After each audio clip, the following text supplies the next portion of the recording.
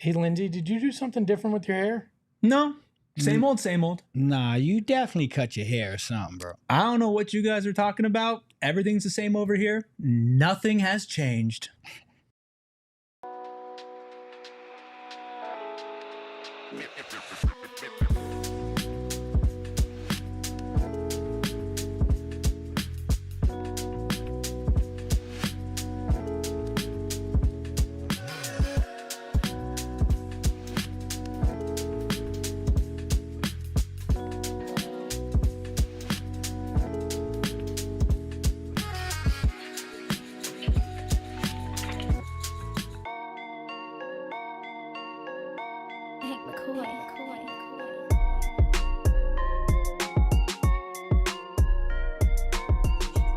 Hello and welcome into another edition of the PHNX Suns Podcast. I am not Lindsey Smith, if you couldn't lied tell to us? already. I'm sorry. I had to be like Lindsey Smith, get some shenanigans on and try to play a trick. But no, I am Eric Ruby, usually behind the Mac. I am joined, of course, by Flex from Jersey and Espo. Lindsey, feeling a little under the weather, so it's my turn. I'm checking in, and I'm going to try to carry the torch as well as I can. You don't have to say from Jersey, right? Everybody's pretty aware.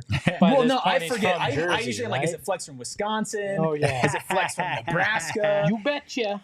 So that's what I got. So How you guys you're doing? Monty Morris today. I'm Monty Morris. Yeah. Okay. Yeah, I'm going to try to get a good assist to turnover ratio, set you guys up nice and clean, not mess up on any ad reads. That's the job for today. That's what we're going to stick with. All right, man. We're going to see. I'll evaluate later. Okay, I'm going to look for the report card later for sure. I think the from Jersey was already a turnover. So Hey, listen, it's not as bad as when we did the first revamped edition of Southwest Bias, and I called you by your full name. So it could have been a lot worse. Okay. I don't know if it was a full turnover. I think he just lost the tip. That's Okay. Okay, yeah, it's okay. We're going to get it back on track Okay, here. Let me yeah, settle it in a little bit. Just the tip. Just the tip. Everybody, make sure that you like this video. Make sure you subscribe to PHNX. Leo, Joe, Amelia, we see all of you guys. Axel in there as well. Thank you, Axel, for saying you'll be on your best behavior. We are on the march to 35K here at PHNX Sports, so make sure you hit that subscribe button. We are in peak off-season mode, everybody, and we got some very interesting comments from KD that made me take a step back and remember that he's had a long, illustrious career, and we'll talk about how long we think he'll continue to play, but he's moving to that part of the career where you can see the finish line. You don't know how close it is, but you know that it's closer than when the start of his career was. And I figured it'd be good to kind of take a step back, look at his comments, look at his career, and his place as basketball royalty, to be frank. Yeah, basketball royalty. There's no question. I've said this numerous times. He's on my Mount Rushmore. 4 GOATs, whether it's Mike, whether it's Kobe, KD, LeBron, like however you want to chop it up, man, this guy's that good. So, and Espo, this guy's that good, and he is on the Phoenix Suns. And I know last season put a sour taste in a lot of people's mouth, but I think the Olympics and seeing Steph, LeBron, and KD out there with Devin Booker, it kind of feels like it brought that joy back a little bit, and it made you say, oh yeah, like one of the greatest to ever pick up that round orange thing plays for the Phoenix Suns. Well, and what made me feel the Olympics made me feel better too, because you saw Devin Booker and Kevin Durant have some joy to their game, right? Which last year was obviously not something that was felt, because it was a rough season across the board for fans, for the team. Obviously, the coaching staff, who's no longer employed by the organization. In general, it was difficult. 49 wins the hard way, basically. yeah. And it was good to see in the Olympics that they were enjoying themselves there and kind of back to the two guys we had seen in their career, And KD, even coming off of a slight injury, was otherworldly. Loved what I saw from him. And that's the thing where you talk about last season in general, even believe players on the team based off of just comments that you hear about not being satisfied with what that was, obviously, or even how they were used specifically. And I think that does play into the fact of why, at least from our perspective in talking to you guys on and off the show, Gerald and Lindsay as well, there's just a better, calmer feeling going into this season, not just because of the talent that is surrounding Kevin Durant, Devin Booker, Bradley Beal, but also looking forward to a system that actually utilizes them in the right way. And if you look at Kevin Durant and Devin Booker's all NBA performers last season and their numbers and say, hey, they also weren't being utilized in the best way. Book was not off ball as much as maybe he could be. Kevin Durant was maybe off ball too much and not playing as, quote, random as he would like to say. What does that say about this year and what they can do after all the changes this offseason? That's why I'm so excited, because year 2 is always better. Like year 2 of anything. Look at Miami. You got hindsight. You're able to evaluate what you can do better, and it's scary. I mean, you just nailed it. You're talking about 2 All NBA players. I said defender because KD is definitely in my eyes should have been All NBA defender. But you got 2 of the best in the world at an All NBA level, and there is another level that these guys can get to, and particularly Kevin Durant. Like it's still tricky to me. I watch Kevin, and you grow up watching Kevin. You idolize Kev. So it's like there's days that you don't believe he's a Phoenix Sun. It's like, man, he's actually wearing a Phoenix Suns uniform and doing these things on a basketball court in downtown Phoenix, Arizona. And it's cool as hell. And I think that there's still some levels that we're going to see with Kev that are going to be good for this fan base. So year 2 is always better? Yeah. So there's hope, Eric. We're almost to year 2 for you. We're almost there. I'm trying to get back on track. I'm trying to be like Kevin Durant year 2 in Phoenix. I honestly feel like you could see where maybe both of these guys have similar or slightly lower numbers and have a better season. Yeah. Right? Yeah. Because I think it's going to be more effective because they're going to have Tyus Jones and Monte Morris passing him the ball. So they may be able to get to those numbers in fewer minutes. Yeah. Right. And so averages may not look like they explode, but it may be more efficient because they're getting the ball in places that's easier for them to score. You're not going to see Kevin Durant on an island in the corner anymore, right? Yeah. You're going to see motion. You're going to see movement. You're going to see a guard being able to find them in the right place in movement in an offense. Like should be much easier for Kevin Durant to be the guy that we've seen him throughout his career on the offensive end of the floor. Do you know what's crazy is when you say that, there's a part of me that believes, Espo, that their numbers could improve.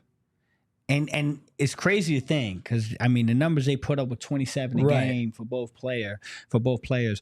I think they can improve, and I think there's a world where they improve their numbers and they get it easier. So, I mean, sky's the limit with what I think this basketball team is doing. I think they love the fact that everybody is kind of sleeping on them right now. And I think that's very interesting. I mentioned Southwest Bias earlier. That's a separate kind of show that we run just on our YouTube channel. And we talk about we're the Suns' the most fascinating team in the NBA. And part of the reason why they're so fascinating is because you have a big 3 when not many teams have a big 3. You have one of the highest payrolls in the NBA, one of the highest payrolls in history. You have an all-time great in Kevin Durant. You have a current MVP candidate as well in Devin Booker, even if the national media doesn't want to address it. And then you have somebody like Bradley Beal, who averaged 18, 5, and 5 last season, but people said wasn't as great as he could be. You have them. And last season, where there was no continuity, a head coach that clearly didn't fit, you swung and missed on so many minimum contracts, and now you have the benefit of time, hopefully better health, a better system around them, and better players, and they still won 49 games last season. And granted, it was a grueling 49, but it could have been a 55 if they cleaned up their turnovers, which they did. If they had a better backup big man, which they got. And again, if you have a coach with a better philosophy, it all unlocks. And I think the beautiful thing about it, yes, Devin Booker, but let's focus on Kevin Durant here, is he is a superstar that doesn't step on the game. He can influence it and he can drive it, but he doesn't get in the way of it. If he needs to go stand off for a little bit and let Devin Booker cook or let Bradley Beal cook, he'll do that and he'll be wide open or slightly contested and he'll hit a jumper. But he also knows, I know when to cut. I know when to play. I know when to take over. And how many times throughout the season did you say he just had the quietest 35 points I ever saw in my entire life? That's still going to happen this year. And quite frankly, it's going to happen until the day that he retires, which I'm not saying is soon, and I don't think is soon, and I could see Kevin Durant playing basketball until he's 45 years old, but he did speak on retirement for the first time that I've ever really heard him say anything. And he did it in an interview with One TV as a part of Raising Fame. And he says, as I get older in the league and the league is getting younger, I tend to think about retirement more. He continues saying, that's going to be a huge, huge transition. Been at this since I was 8. It's been nearly 30 years of me doing this. Every day was centered around the game of basketball. There hasn't been any other lifestyle than this. So I just want to have some time and space to really step out of that matrix and figure out who I am as an individual and then step into something and be ready for it. And we'll get into possibly what the next step could be for Kevin Durant. But even for somebody at this point in his career, Espo, I was kind of shocked to even hear him say that retirement was something that he's thought about. I'm 40 and I think about retirement. I mean, I think it's a natural part of, I mean, hell, you're 44 and you did retire. I did. From your first job. But, you know, I think it's natural. Yeah. You get to a certain phase in your life, and I think KD is entering into that, where you're like, okay, I've had some of those younger dreams. I'm starting to look at the back half, you know, the back nine of things.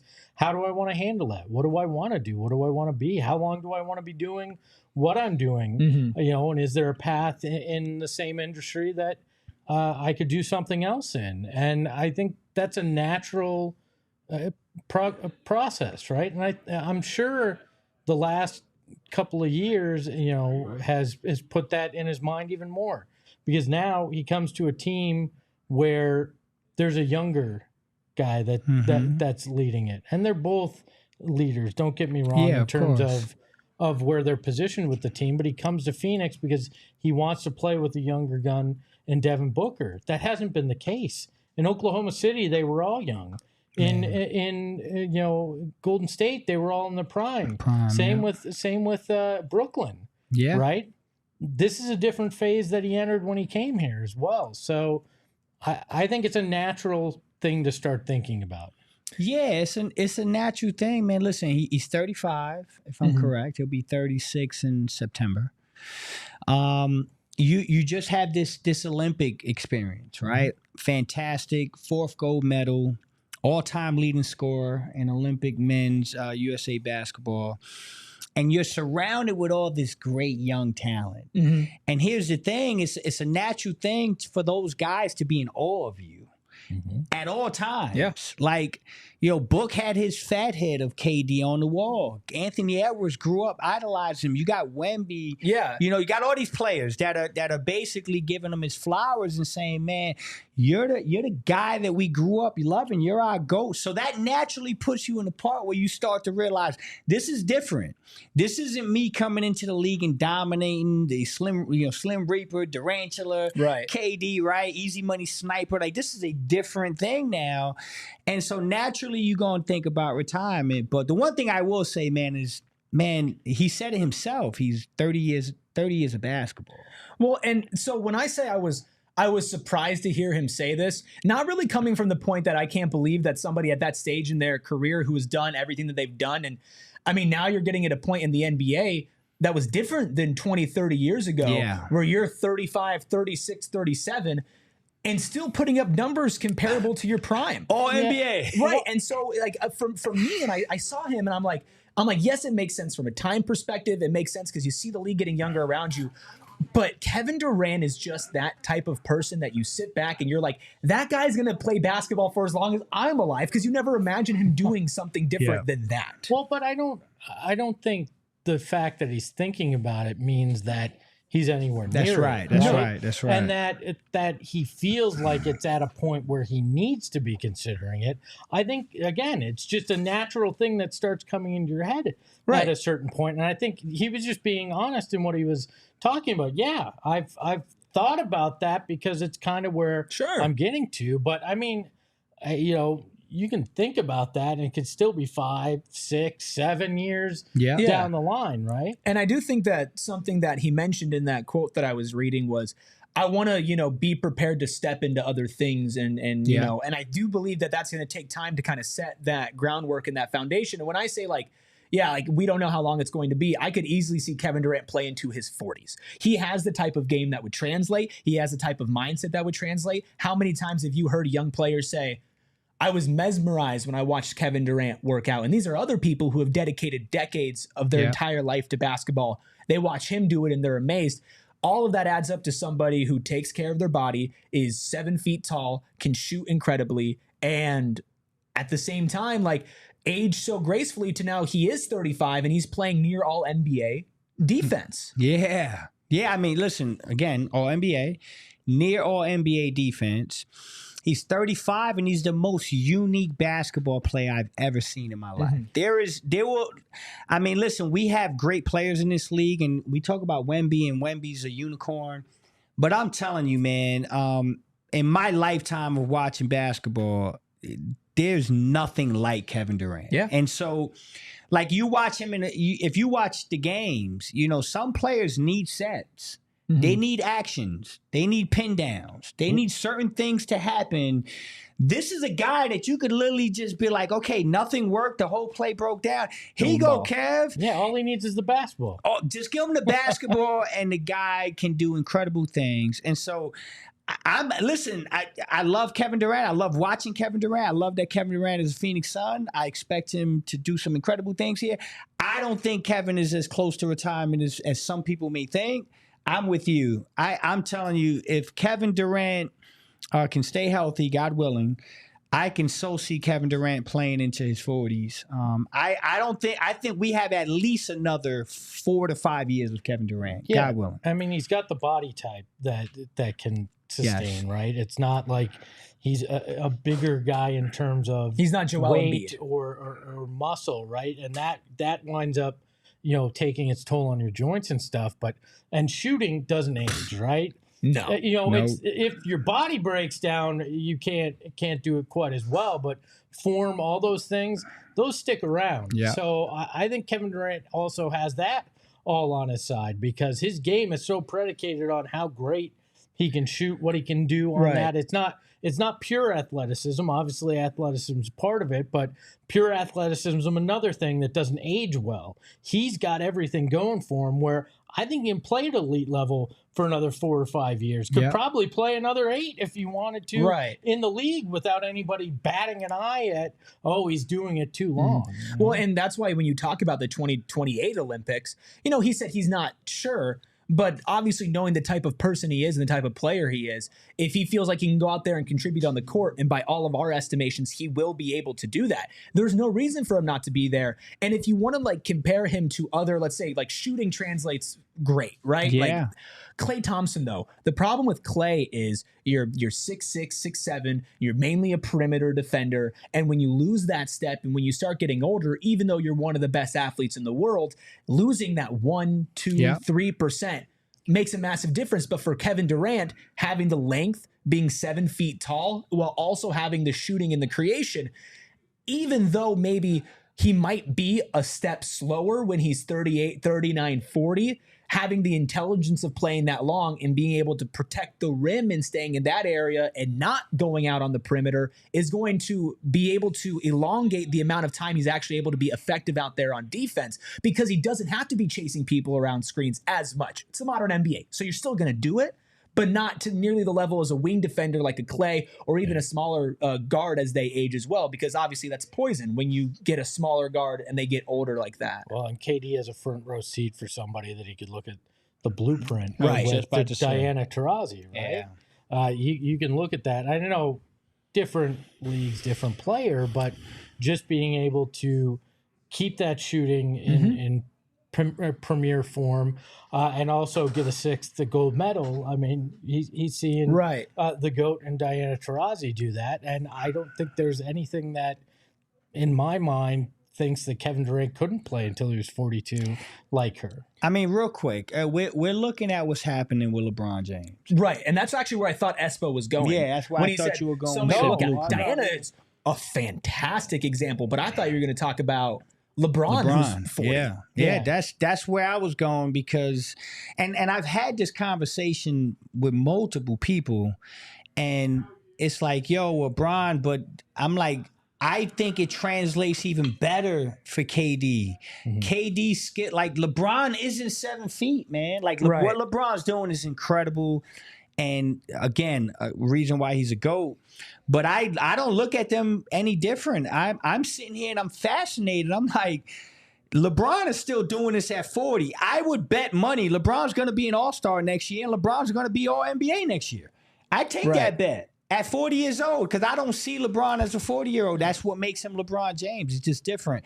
KD's cut from the same cloth, man. I think Kevin Durant can do exactly what LeBron is doing, playing to his 40s, and I would not be shocked one bit if he's a 40-year-old player that's still an all-NBA player. I think different motivation, though. And I actually think that it's to KD's benefit. I think LeBron is obsessed with the idea of getting that next title because of the chase of Michael and all this, right? And this as a motivator for him. But I feel like Kevin Durant is doing it for the pure love of the game. And yes, he wants another title, but I feel like he so loves this game and it's so much his life. Like LeBron's got a million other things that he does, right? But this is Kevin Durant's life. You can tell that it's, I know he's got his hands in other things, but you can tell basketball is so much of what he just loves as a person. He even said he wants to be involved in the game when he leaves, like as a player. So I love that because you play longer if you just are doing it because you love it, not because it's a paycheck, not because it's I'm chasing this one aspect. It's a love of the game that stays with you. So I get what you're saying about LeBron, but I actually think him and KD are in a closer boat than maybe you were leading on there, just because LeBron does have so much else going on for him, and he's the all-time scoring leader. He averaged 40K, 10K, and 10K, not average, but collectively over. That'd be an impressive season average. That would be the GOAT for sure. No, but LeBron could have retired 2-3 years ago and his legacy would be cemented and he would be in that GOAT argument. And he's playing for a franchise right now that is not in the midst of a title contending race. And so I believe that LeBron is doing it for the love of the game. And I believe that the way that he takes care of his body in the same way that KD takes care of his body is reflective of the fact that they just respect the game so much. And there was a comment earlier from Sean who said KD is going to be good even when he retires. He'll still be good. It comes down to when he's ready. Yeah. It doesn't, the game's not going to tell Kevin Durant to retire. And you can look at cross sports. Look at Tom Brady.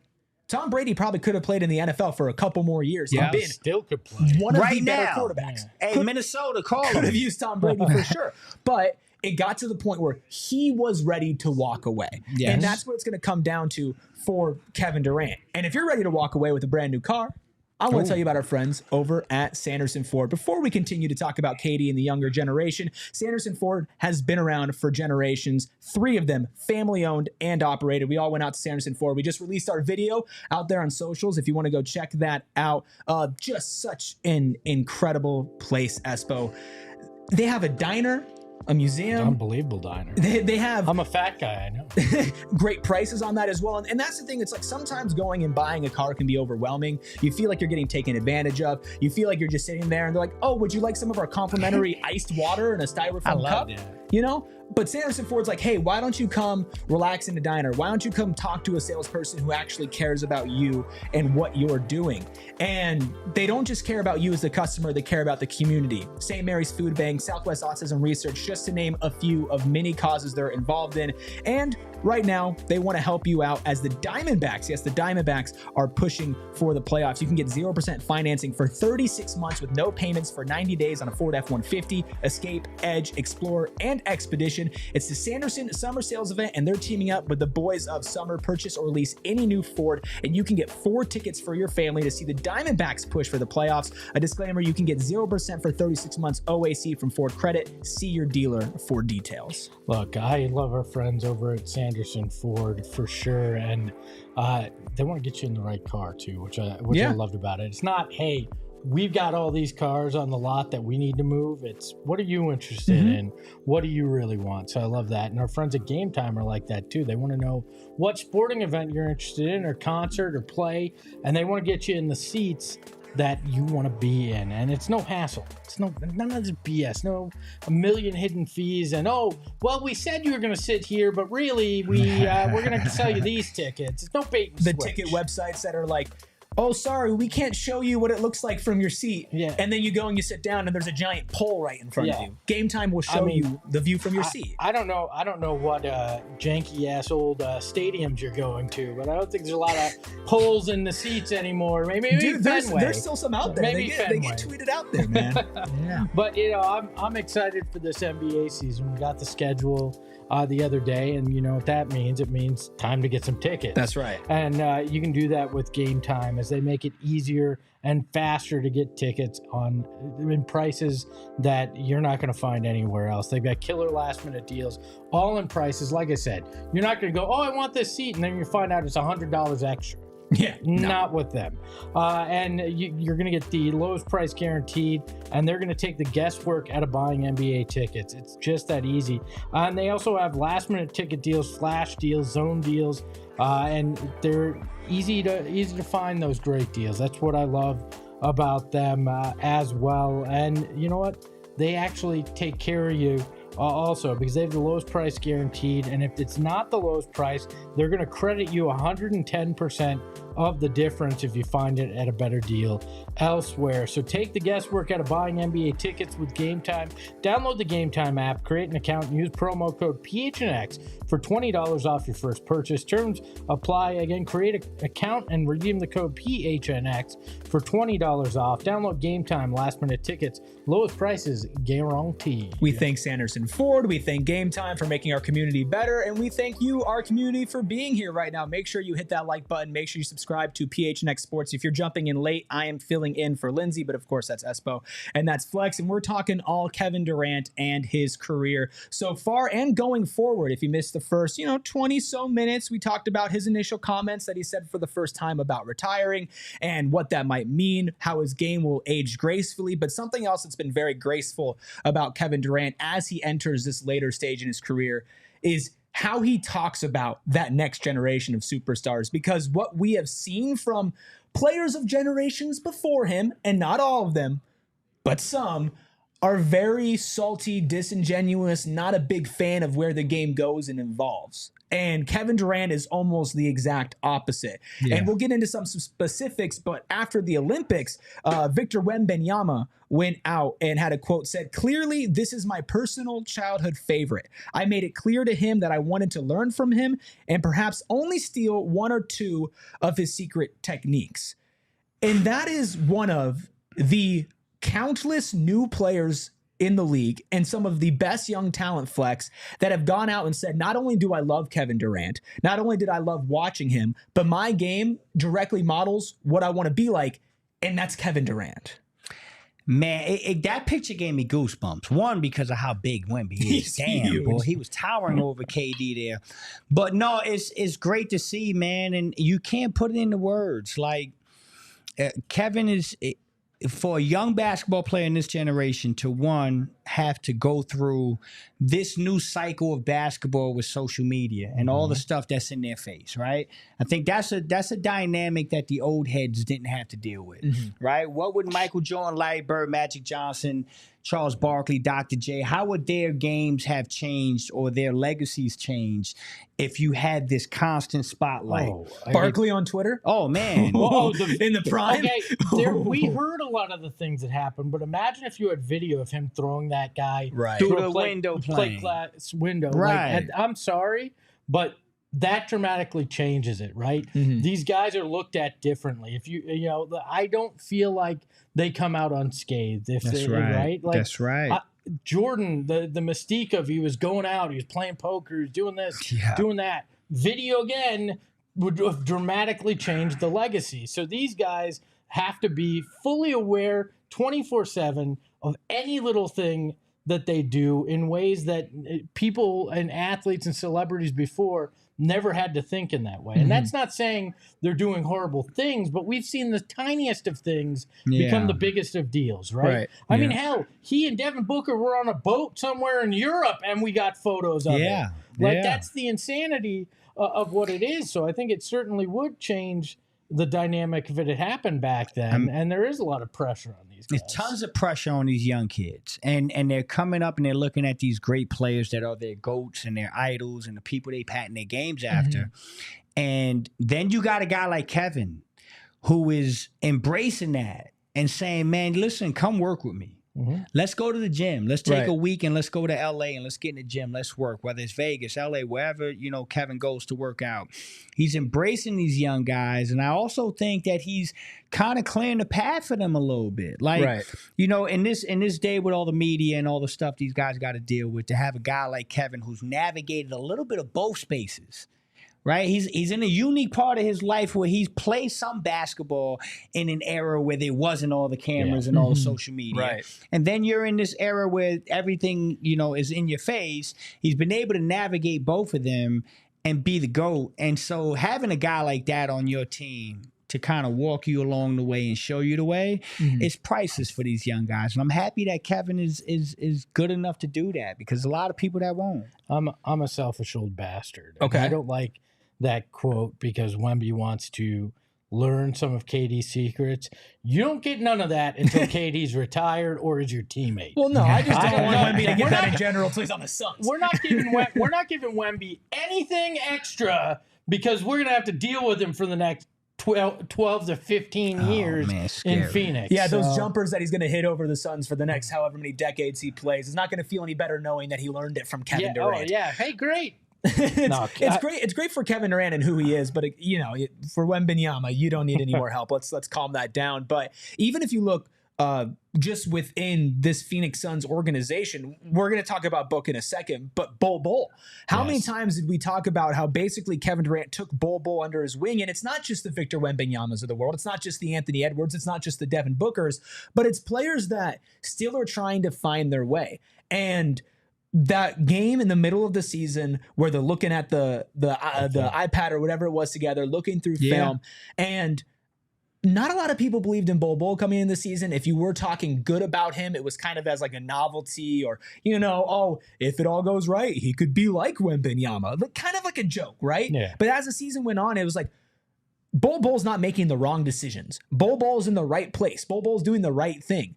And a massive part of that is playing with a guy like Kevin Durant, who, like I said at the beginning of this episode, he doesn't step on the game. He doesn't go through and say, okay, it's my night to get 30. I need the ball. None of you are touching it. Get out of my way. He's going, I'm going to get 30 based off of how all of you are playing. I'm going to pick my spots. I'm going to find you.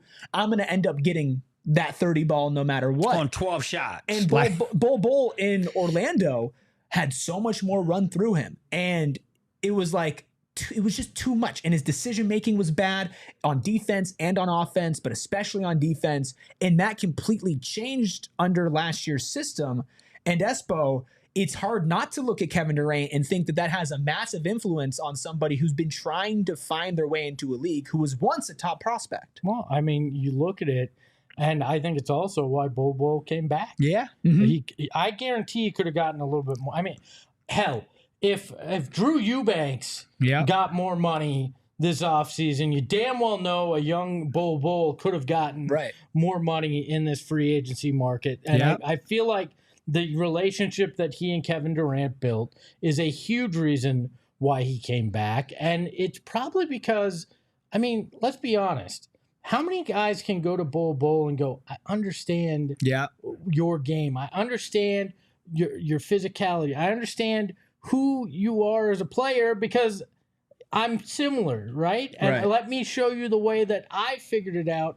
And obviously KD, a greater amount of talent than Bol. I'm not saying Bol will be Kevin Durant, but I'm sure he sees a little bit of himself in Bol, and it's easier to connect with a guy like that and help him find his way within, a place where he finally feels welcome. And I look at Bol and I go, what can he do in a Mike Budenholzer system with Kevin Durant showing him the way and saying, look at this motion offense. This is the way I find my spots. Here's how you can do it. It excites me. And Kevin Durant, that's an undervalued part, I think, about what he brought to this team, was that willingness to work with guys, because I think he gets a bad rap about attitude or body language or these kind of things, because then you see what he's doing with Bol and even guys like Chet Holmgren in the offseason, other guys, and you go, he trust the game. He wants to give back to the game in those ways. Well, Flex, I want to tap into Coach Flex for a second, okay? Obviously, as a coach, you have to kind of oversee a lot of things, not just your game plan for a game or the opposing team, but internal growth and development, figuring out what guys are, putting in the work, what guys are lacking, and how you can get more out of them. How much does it help to have a player who, let's just say, we're going to take the Kevin Durant label off of him, but that everybody looks at, sees them working in awe, doesn't step on the game in the fact that he gets in the way when it comes to running plays, needs to get their own, doesn't get teammates involved, is loving on the guys coming up underneath him who are the next generation of stars, even though he's established, and doesn't carry himself like somebody who can't be talked to, can't be approached, and is just a student of the game, even though they are in a different stratosphere than most of the other people they're playing. As a coach, as just a basketball person, like how much does having that kind of human being around a team help those other guys grow? Coach's dream. It's almost not real. Because for a guy like Kevin at his status, and you said take Kevin out of it, but he works harder than anybody. You see him in the gym. You see him in there coaching. He's an extended arm of your coach. So for a coach, for me, my biggest thing was always, what player on my team will be an extension of me, right? What player is going to be in the huddle when I can't be in their ears and showing them, hey, this is what you need to do. This is how you need to do it. And by the way, I'm not just telling you.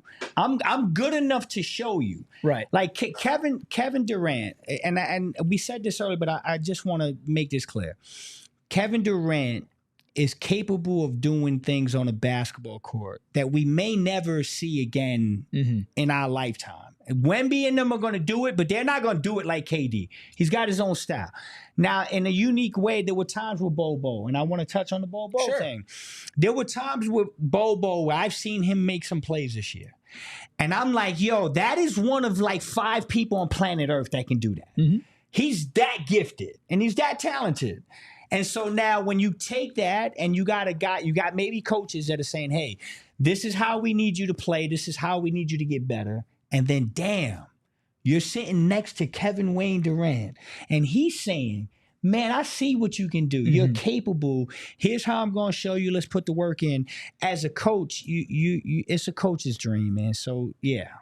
Espo, when you talk about Kevin Durant, he has all the natural talent and skill in the world. He has a body that not many people have at that height, at that weight, at that lankiness, and being able to move like he is. And obviously a lot of that comes from work, but he is the type of player that could probably put in less work than he does and still be one of the best NBA players to touch a basketball. So if you are a bull, who a lot of the times the people who spoke on him trying to develop we're like, he doesn't have that same work ethic. Maybe he doesn't have the mind on him, even though he does have the talent and the ability to do these unique things. Seeing somebody who falls in that same category as one-of-one unicorn, completely unique talent, but then you add the work ethic and you add the point where other professional athletes' jaws are on the floor when they see how serious you take it. It takes a guy like LeBron and a guy like Kevin Durant, where you say you have all the natural physical gifts in the world, and then you don't take that for granted. That has to rub off on other guys. No, I mean, let's take a step into the past, right? Same area growing up, played in the same kind of leagues and high schools as Kevin Durant. You look at Michael Beasley, a guy that had all the talent in the world, but had a totally different approach, right? And had similar background. Was a number 2 pick, just like Kevin Durant. He was talented too, man. Sure, he just won the Big 3 MVP, but didn't do a whole lot. Not kidding either, he did. He did. But there was a lot of missed opportunity with that guy. I interviewed him once for a Suns.com piece, and that never was allowed to run for a million reasons. It was weird. But Kevin Durant or Michael Beasley talked about how watching Kevin Durant the previous year in the NBA Finals with Oklahoma City was such a motivator for him to try to get better because he wanted to be there seeing a guy that came from the same place. The difference is that Kevin Durant always has been committed to it and the work, whatever it takes. And my point in a long roundabout weird way to get here is, Bull maybe kind of leaned more into the Michael Beasley route in terms of approach initially. But now he has a veteran, a guy that's been there, a guy that's done that to show him how, because some guys just need that to see how to get there, right? I think Devin Booker is a very rare specimen where he came in and he had a specific mindset, and he probably benefited from having a father who played in the league, right? He did. So now a guy like a Bull can benefit from looking at that and and kind of just understanding a little bit better and understanding it, and I think that speaks volumes to it. So I mean, can I just add this one last thing? No. Okay. Yeah, no, go ahead. I'm kidding. No, listen, as a ball player, what Bobo is going through, it's life-changing stuff. Eric, it really is. And I'll give you an example. Growing up on the East Coast, New Jersey, Newark, New Jersey, you got Patterson Catholic right down the road. You got Elizabeth, New Jersey right down the road. As a young kid, the ability for me to tap into a Tim Thomas, to a Shaheen Holloway, right? When you're in the gym and you're working on your game and you're playing these guys, but yet you're able to reach and touch and see these two who at the time were the number 1 and number 2 players in the entire country in the same neighborhood, right? And when they're willing to put their arms around you and tell you, yo, man, like, I'm the best point guard in the country and you just got your shot off on me. You can do this. Right? Don't doubt what you can do. Right. Hey, bro, I'm Tim Thomas. I'm the best player in the world as a high school basketball player. And you're able to do these things. That is life-changing shit. Those experiences I still use today as a 45-year-old man. I use some of those things as a coach. So what Kevin is doing for Bobo, I think it's life-changing. Forget on a basketball court, it's life-changing. If Bobo has this resurgence and finds his way, it's probably gonna be all because of that encounter with Kevin Durant. Yeah. And that speaks volumes about Kevin Durant, the person, because he doesn't have to do that. He's already established. I love Kobe, but Kobe used to tell people, hey man, don't fucking talk to me until you work better. How much of that was the Michael influence, though? It was. So, but you bring up a kind of a newer generation that Kevin Durant is coming in. They seem to embrace the idea of other guys, and I love that he's doing that with Bull. Because you look at Bull in Orlando. Who was that guy? Nobody was teaching him that. Even in Denver, that was at a time where that Denver organization was still trying to figure out who the hell they were. Right? It wasn't guys that were established at that time. I think this is the first time he's had that kind of guy, and I love that Kevin Durant is imparting that wisdom on a guy like that. Don't give it to Wemby, who's on another team. Well, we are going to talk about Kevin Durant's. I love you for that comment. We'll read it. Axel says Flex is not 45. He looks late 20s, middle early 30s. Let's go. There we go. And you just celebrated. Tell me when to send a check. Tell me when to send a check. I'm 56, so. My age is classified. We're going to actually talk a little bit more about how Kevin Durant relates to the younger generation. We have a couple other housekeeping things. But first, I'd be remiss if I didn't tell you about our friends over at Circle K. I drive a very short drive in here, and I know some people are very envious of that I only have about a 10-minute drive into work. Yeah. But I pass multiple Circle Ks on my way in. And for those of you that drive farther than me, you definitely need to be a part of the Inner Circle, because the Inner Circle saves me gas money, and I'm not spending gas money like some of y'all that have 45 minutes. Yeah, I saved 25 cents today on my gun. There we go. Okay, man. There we go. That's what we like to see. About. Listen, that's because Flex joined the Inner Circle. You can save 25 cents per gallon on your first 5 fill-ups, and then after that, you can save 3 cents per gallon every single day. And if you fill up enough, they call it the ESPO level, which secretly I'm also a part of too. Let's go. You can save 5 cents per gallon every day. So. Well, guess what? They didn't listen to you, because I still get 5 cents off per gallon, because Circle K cares about saving everybody money, and not just when it comes to gas, but also when it comes to drinks. You can get a member-exclusive beverage deal with the Inner Circle. You can get any size Polar Pop or Froster for just 79 cents, or if you're part of the Inner Circle, how much is it, Espo?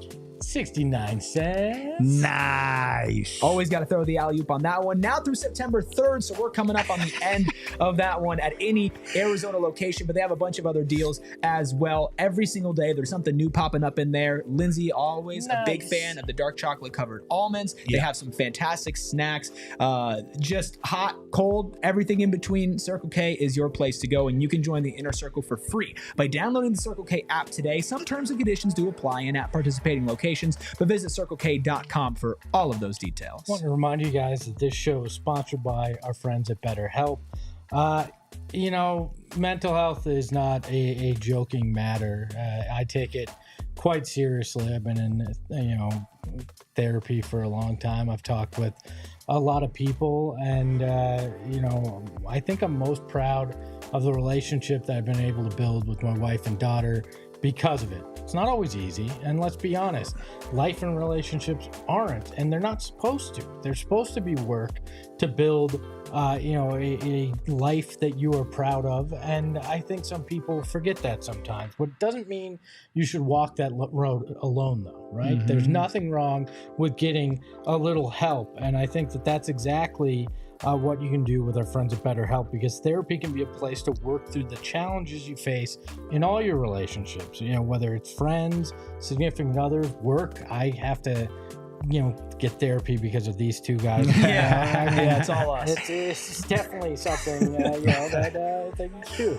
But I actually went through the process. I hadn't been seeing somebody for a little while, and I went through the BetterHelp process, and they hooked me up with somebody after I filled out a questionnaire. Super easy, and they found somebody that met my therapy needs and looking at it. So I highly recommend it. If you need somebody to talk to, go with our friends at BetterHelp. It's this easy process. You'll find somebody that you can talk to, and the best thing to me is the fact that we all live busy lives, but you can do this remotely, right? Mm-hmm. Via text, via video call. It's easy. It's convenient within your life, and it's at the right place and right time when you need it. So make sure to check them out. Become your own soulmate, whether you're looking for one or not. Visit BetterHelp.com/PHNX today to get 10% off your first month. That's BetterHelp, HELP.com/PHNX. And I will say, as somebody who's recently started doing the virtual side of therapy, I was always worried, I'm not going to get the most out of it because it's behind a screen.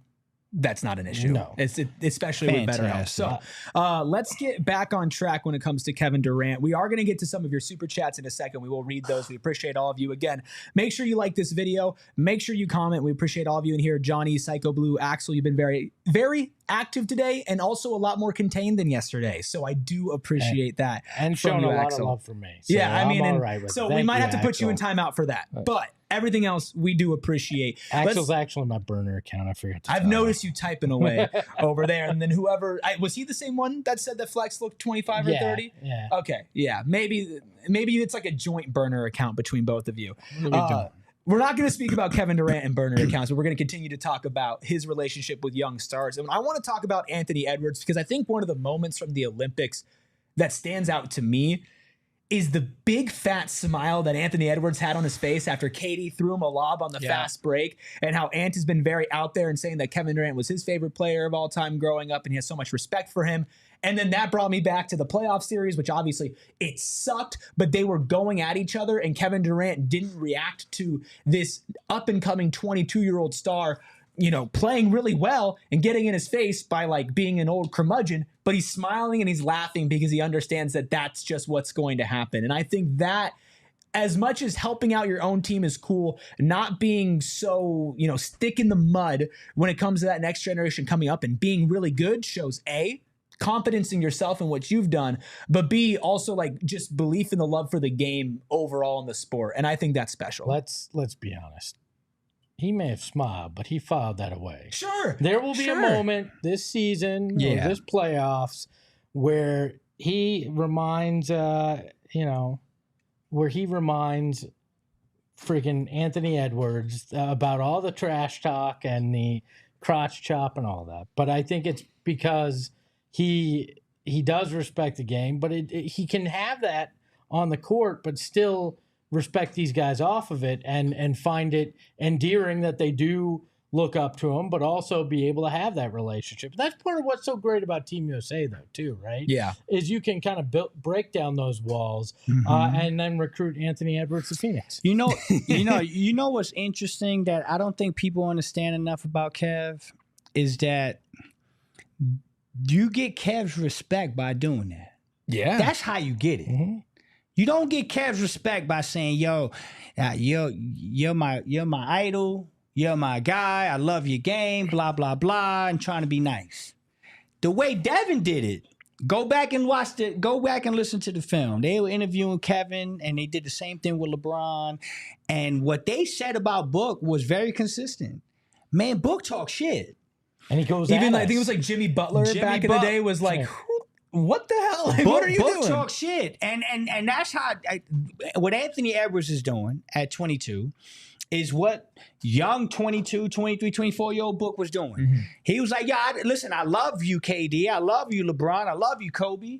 I'm coming at y'all, dogs. Mm-hmm. I'm coming at your throats. Like, I'm here. And so Anthony that's Edwards. what Kobe did with Jordan. That's what Kobe did with Mike. He took his own moves Took right his at own Jordan. move. And then if you go back and look at what Devin did on his first time playing against Kobe, what did he do? He used Kobe's move. Kobe in the press conference said, "Yo, this guy had this son of a you-know-what had the nerves to try to use my move the first time he played me."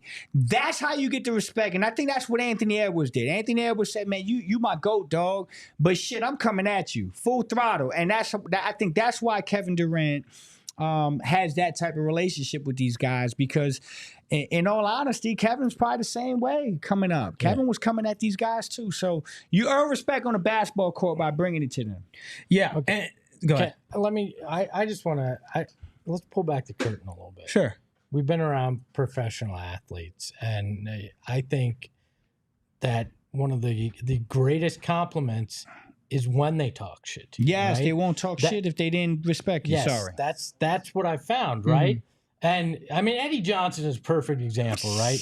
The way he talks to me, you would think he hates me. Every single time he Right? walks by you But in this no, office. that I knew when I was at the Suns, the second Eddie Johnson started talking shit to me, I had made it, at Right. least in his eyes, that I was part of the group, right? And I think that's very much the way it is on the court, too. You listen to those guys talk about Bird and how much trash he talked, Reggie, and I feel like that's kind of the passed down language throughout the Yes, NBA. it is. If you were willing to talk crap to a guy and they reciprocate in it, and not in a malicious way, but in a I'm going to go right back at you, that means you have made it. And I think that's what that moment was. Well, and I think that goes back to something that we've all said on the show so far, is the fact that like Kevin Durant just respects the game of basketball. Yeah. It has been his life, but it's not something that he's just like, oh, I'm just really good at it. Because there are some professional athletes that are really good at a sport just naturally, or they put the work in, but they don't love it. And he loves the game. And yeah, part of that game is going back and forth with somebody.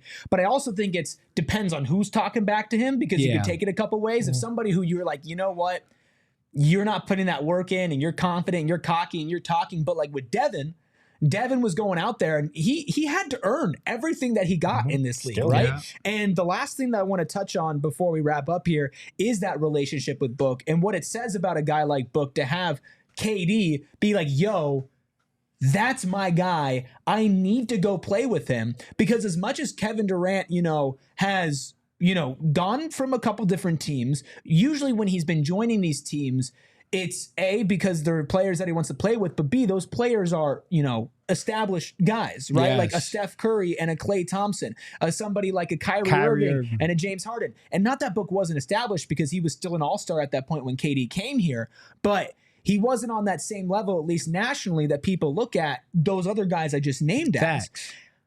But he wanted to be here because he saw the mentality of Book and the respect of that. And I think that's why it's so special to be here in Phoenix. And yes, last season wasn't what we wanted to be, but we still get to have both of those guys at the same time on the same court, Flex. Oh yeah, and again, man, the Devin Booker thing, right? It was Kevin Durant, it was Chris Paul, it was Bradley Beal too. Like, so Devin earned everything he got. So did Kevin. Like, Kevin went out there and went through the trenches and went through everything, earned these guys respect, got it to the point where like everybody's favorite player is Kevin Durant. Like, damn near everybody in this. I don't know how many times I've heard that quote. Who's your favorite player? Kevin Durant. Kevin right? Durant. So, I mean, when you get an opportunity to be a chosen one, and I'm speaking about Devin here, when Kevin Durant chooses you, Yeah. man, like we talking about a whole different level of shit. I'll give you one last thing as far as my coaching, right? When I was a coach, I coach hard. I coach hard. I know the way I played the game. I know the way I viewed the game. And so when I saw a kid come into my gym and not love the game, respect the game, view the game, treat the game the way I did as a player or as I did as a coach, I had a problem. But I would always tell my kids, I don't yell at scrubs. Yeah. I'm serious. I don't if I'm yelling at you in a basketball practice, it's because I see some type of unique ability in you. If you're just not a guy that is not, you don't got it, yeah, I'm not spending half. And so back to the Kevin Durant thing with Anthony Edwards, Anthony can do that. Right. Anthony can do that because it's like, yeah, you clapping, dog, but I know why you clapping because you got it. But yeah, don't think I don't want to throw a random NBA guy. We know, but yeah, we all have somebody in our mind. Don't think Maybe somebody who's not in the league anymore. You know who I am. Okay, there you go. Yeah, right? yeah. Yeah, you can't just come do that. You come do that, you're gonna get demolished, and KD's gonna let you know about it. So you're the opposite of Destiny's Child. Scrubs kind of get some love from you No, because you don't want to yell at them. So No, the So you yelling treat 'em is with the love. the yelling is That's the the love. care. That's the I mean, passion. if I'm a scrub, I'm like, well, I'd like your friendship. Like, right? Just a nice pat on the back. You're doing okay. Can I address a super chat? Please, Go be ahead, my guest. yeah. I wasn't going to touch on this today, but I'll touch on it. Trevor says, "Are we getting new Valley jerseys?" Saw a leak.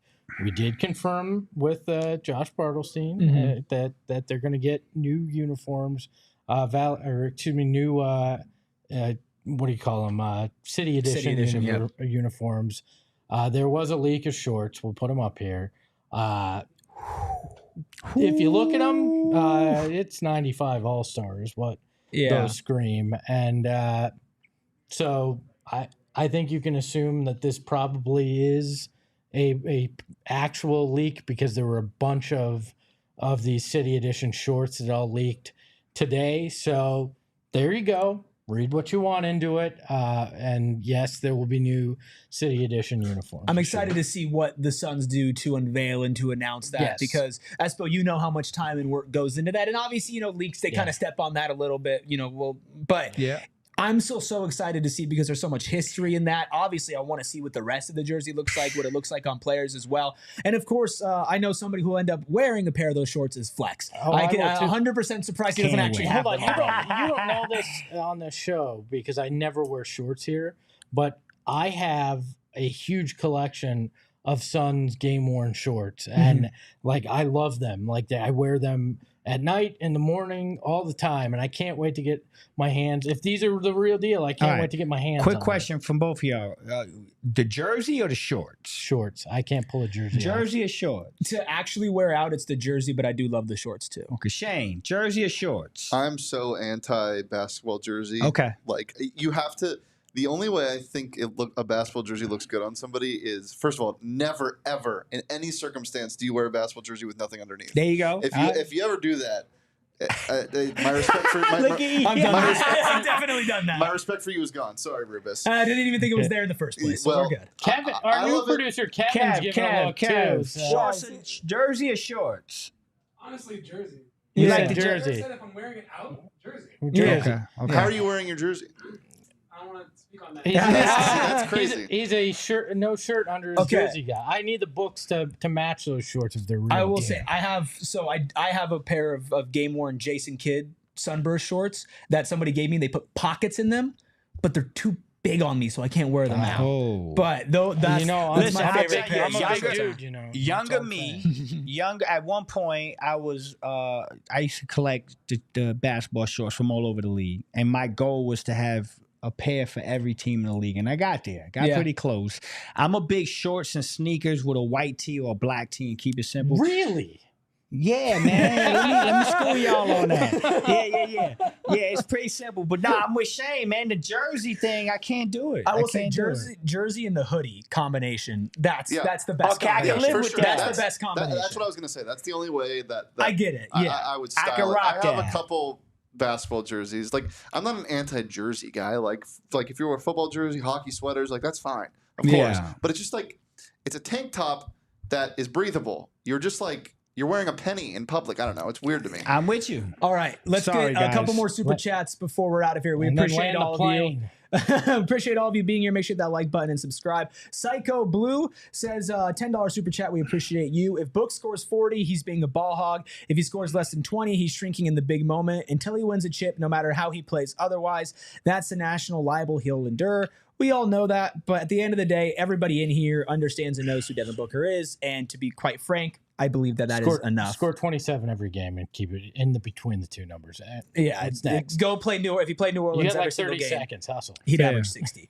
Okay, so then we have another one from Psycho Boo for $5. Said, "Hey Flex, in case you forgot, Football Cthulhu is sealed by a Vikings ring, and the basketball gods have been working overtime on that seal. SMH pain." So the Vikings, JJ McCarthy. not a yeah. great couple of days for the Vikings. It's been rough, but we gonna be all right. My boy Sam Darnold gonna pull it out. All right, enough Viking stuff. Sorry. Let's get to the end of this. All right, any final thoughts Yeah, on my Kevin final Durant? thought is you need to close this out. Shane's got somewhere to be. All right, then let's close it Jeez. out. Okay, make sure you guys follow the show at PHNX_Suns on Twitter and also on Instagram. You can follow Espo at EspoGavalFlex at Flex from Jersey. Follow me at ERIKRUBY. Make sure you subscribe to this channel. Make sure you like the video. And I'm realizing I did that in the wrong order, so then I'm going to throw it all the way back. Espo, take us away. It's pronounced Rubby, not Ruby. Ahoy, hoy. We all silly like the mayor.